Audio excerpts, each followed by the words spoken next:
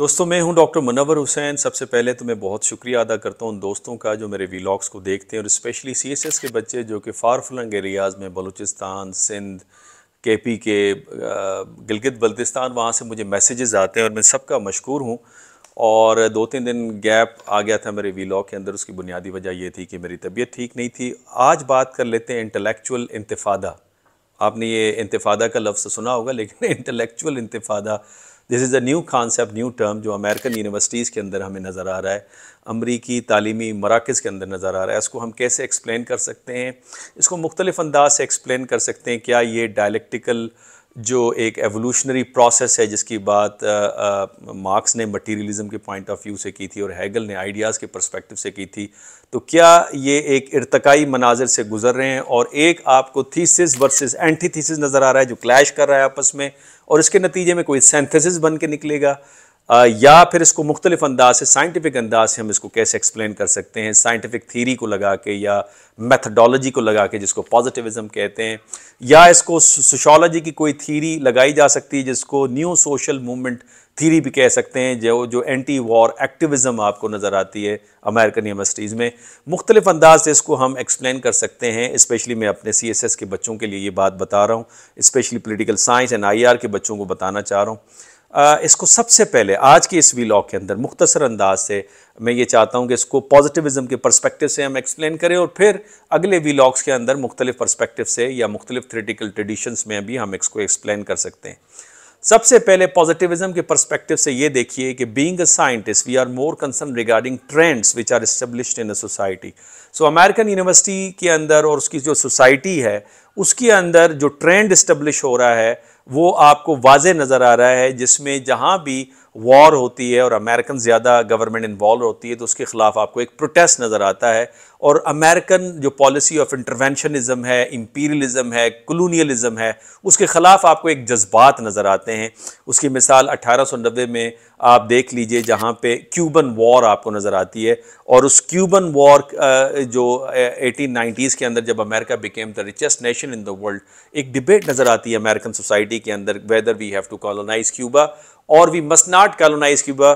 तो उसमें जो आर्ग्यूमेंट अमेरिकन सोसाइटी से आते हैं वो ये कि क्या आपने यूरोपियंस की तरह पावर पॉलिटिक्स का हिस्सा बनना है जो कि डर्टी पॉलिटिक्स है, क्या आपने अपने फाउंडिंग फादर्स की कब्रों के ऊपर थूकना है, क्या आपने अमेरिका की रियासत को एक गैरिजन स्टेट बनानी है, क्योंकि अगर आप बाहर आप मिलिट्री पावर के ज़रिए से कॉलोनाइज करते हैं तो उसका असर अमेरिका के घरेलू सियासत के ऊपर भी पड़ेगा। तो उस वक्त हमें ये चीज़ नज़र आती है। इसी तरह से फिर हम ये देखते हैं वियतनाम वॉर में 1970s के अंदर कॉमन ट्रेंड नज़र आता है जिसमें वियतनाम वॉर के ख़िलाफ़ यही कैलिफोर्निया के अंदर यूनिवर्सिटीज़ जो हैं बार्कले और स्टैनफोर्ड, वहाँ से एक मूवमेंट उठती है और वो मूवमेंट पूरे अमेरिका में फैल जाती है, जिसके नतीजे में गवर्नमेंट को अपनी पॉलिसीज़ को तब्दील करने पर मजबूर हो जाती है। और फिर इसी तरह 1990s में अपार्थाइड जो गवर्नमेंट थी साउथ अफ्रीका में, जिसका इज़हार नेल्सन मंडेला ने किया जब उन्होंने अमेरिका का विज़िट किया कि मैं शुक्रगुजार हूँ अमेरिकन यूनिवर्सिटी के स्टूडेंट्स को जिन्होंने हमारी आवाज़ को बुलंद किया। तो एक आपको ट्रेंड नज़र आता है अमेरिकन सोसाइटी में। वही ट्रेंड इस वक्त गज़ा इजराइल की वॉर के अंदर नज़र आ रहा है,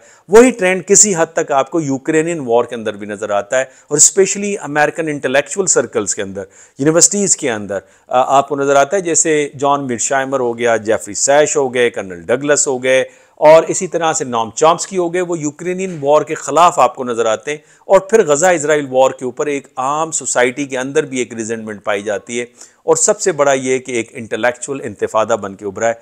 इसको हम कैसे एक्सप्लेन कर सकते हैं, इसकी रीज़न्स क्या हैं?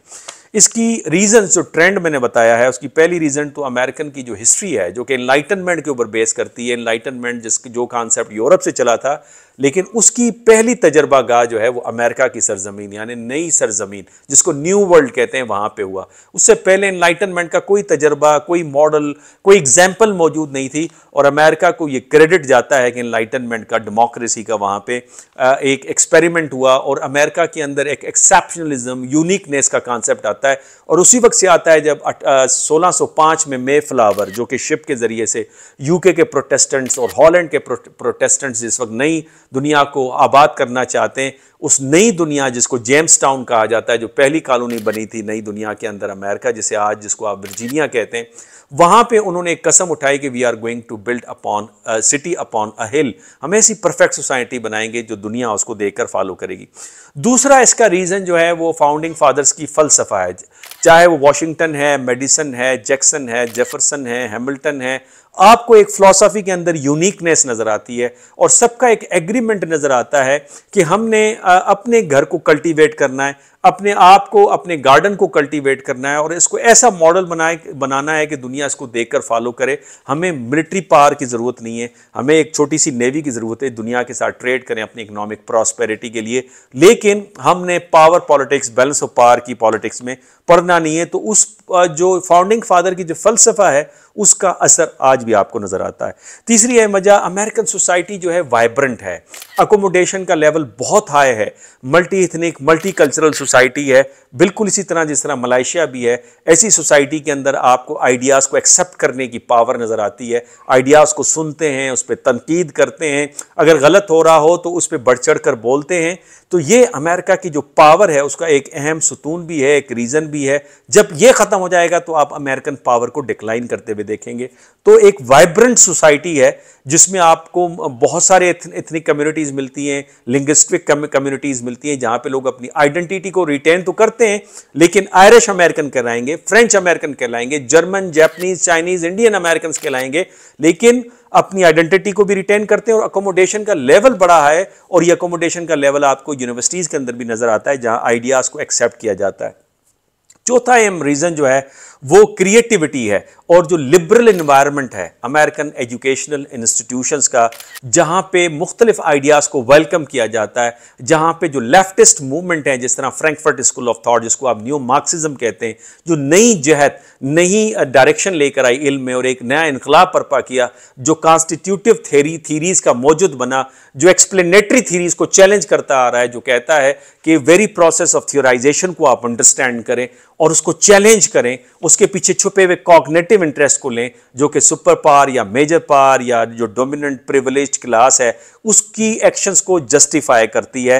तो वहाँ पे आपको जो गज़ा के अंदर जो कुछ हो रहा है उस हवाले से भी एक नया आइडिया आ रहा है। और फिर इसके साथ साथ जो अगला रीज़न है पांचवा, वो यंगस्टर्स का है। यंगस्टर्स हमेशा बिट इमोशनल होते हैं, ऑनेस्ट होते हैं, लॉयल होते हैं, एक्शंस पे ज़्यादा बिलीव करते हैं। माजी में जब हमारी जनरेशन थी वो आइडियाज़ को सिर्फ वेलकम करती थी, आज की जनरेशन एक्शन के साथ, आइडियाज़ के साथ एक्शन पे अमल करना चाहते हैं। वो कहते हैं अगर ये आइडिया है और ये हकीकत है तो इस पे एक्शन होना चाहिए। तो लिहाजा हमें वो नज़र आ रहा है। अगले 2-3 पॉइंट्स में इसके साथ और भी शेयर करूंगा, यानी 5 मैंने आपको रीजंस बता दिए। हिस्ट्री ऑफ एनलाइटनमेंट है, फिलॉसफी ऑफ फाउंडिंग फादर्स है, वाइब्रेंट सोसाइटी है, क्रिएटिविटी एंड लिबरल एनवायरनमेंट है अमेरिकन एजुकेशनल इंस्टीट्यूशंस का, और ये जो सेंटर्स ऑफ लर्निंग है इसमें यंगस्टर्स जो आइडियलिस्ट हैं, ऑनेस्ट हैं, एक्शंस पर बिलीव करते हैं, उसकी वजह से आपको इंटेलेक्चुअल इंतिफादा आपको नज़र आता है। अब 2-3 और मजीद पॉइंट्स हैं जो मैं आपके साथ शेयर करना चाहता हूँ। पहला ये कि हमें फ़र्क करना होगा American society which is very very benevolent.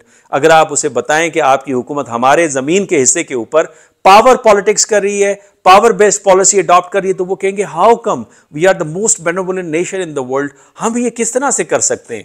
तो लिहाजा अमेरिकन सोसाइटी को, अमेरिकन गवर्नमेंट को आप अलहदा अलहदा रखें। अमेरिकन सोसाइटी बड़ी आइडियलिस्ट है, बड़ी लिबरलिस्ट है और वो को एग्जिस्टेंस पे बिलीव करती है। वो कहती है हमारे टैक्स के पैसे हमारी प्रॉस्पेरिटी के ऊपर खर्च होना चाहिए, जो टिकटॉक के ऊपर अक्सर आप देखते हैं। लेकिन अमेरिकन गवर्नमेंट वो है जो लिबरलिज्म को कुचल रही है, चाहे वो यूनिवर्सिटीज़ के अंदर क्रैकडाउन का मामला हो, चाहे टिकटॉक के ऊपर बैन करने का मामला हो, चाहे सड़कों के ऊपर जो लोगों को गिरफ्तार करी है। अमेरिकन सोसाइटी में प्रोफेसर की बहुत बड़ी रिस्पेक्ट है, लेकिन अब जिस तरह से प्रोफेसर्स गिरफ्तार हो रहे हैं उसकी मिसाल आपके सामने है। दूसरा ये कि गवर्नमेंट जो है वो इजराइल को सपोर्ट करती है, और गवर्नमेंट जो सपोर्ट करती है उसकी भी एक बुनियादी वजह है कि 1960s एंड 70s में अमेरिकन जो पेंटागन है, अमेरिकन डिफेंस डिपार्टमेंट है, उनका ख्याल ये था, जो डॉक्यूमेंट से जाहिर है, कि इजराइल उनकी एक मिलिट्री पोस्ट है। कल को अमेरिका को जरूरत पड़ेगी तो मिलिट्री इक्विपमेंट जो कि अमेरिकन इक्विपमेंट है और अमेरिकन पैटर्न पे ट्रेंड शुदा जो आर्मी है वो अमेरिका के लिए काम आएगी। और लिहाजा इजराइल के इरोजन, उसके इन्फ्लुएंस के इरोजन्स को अमेरिकन अपना इरोजन ऑफ इन्फ्लुएंस समझते हैं, जिस तरह से रिसीड कर रहे हैं वो, और मिडल ईस्टर्न थिएटर में जिस तरह उनका इन्फ्लुएंस जो है रूट हो रहा है। और इसकी जो बुनियादी सेंसिटिविटी की जो वजह है वो ट्विन पिलर स्ट्रेटजी का टूटना था ईरानियन रेवोल्यूशन के बाद, जिसके बाद अमेरिकन ने इजराइल पे ज़्यादा डिपेंडेंसी कायम की और अमेरिका जो है उधर अपनी उन्होंने मिलिट्री पोस्ट बनानी शुरू की। तीसरा मेरा इंपॉर्टेंट पॉइंट ये है कि ज़ायनिज़्म जो कि इस वक्त बुरी तरह अमेरिकन सोसाइटी में एक्सपोज हुई है। After all American society is a democratic society, और अमेरिकन सोसाइटी अगर डेमोक्रेसी को गवर्नमेंट कुचलना शुरू कर देगी तो बिल्कुल उसी तरह होगा जिस तरह से अमेरिका ने जो रिपोर्ट जारी की इंडिया और चाइना के ह्यूमन राइट्स वायलेशन के ऊपर, जिस पे इंडियंस ने कड़ाकेदार जवाब दिया अमेरिका को कि आप पहले अपने घर को देखिए कि आपने ह्यूमन राइट्स पे अमल दरामद कर रहे हैं, आप जो कर रहे हैं पहले अपने अंदर नाफिज कीजिए, फिर हमारे ऊपर बात कीजिए। तो पूरी दुनिया ये कहेगी जिस डेमोक्रेसी की आप बात करते हैं वो डेमोक्रेसी तो आपके घर के अंदर मौजूद नहीं है। तो लिहाजा ये जो एक्टिविज्म आपको नजर आती है अमेरिकन सोसाइटी में, जिसमें 75% यूनिवर्सिटीज यूथ ये समझते हैं कि इजराइल जो है उसने जेनोसाइड कमिट किया है, और ये बहुत सा 51% ऑफ अमेरिकन सोसाइटी का यूथ ये समझता है कि इजराइल को ख़त्म करके वो पूरा का पूरा फ़लस्तीनियों के हवाले इलाका कर दिया जाए।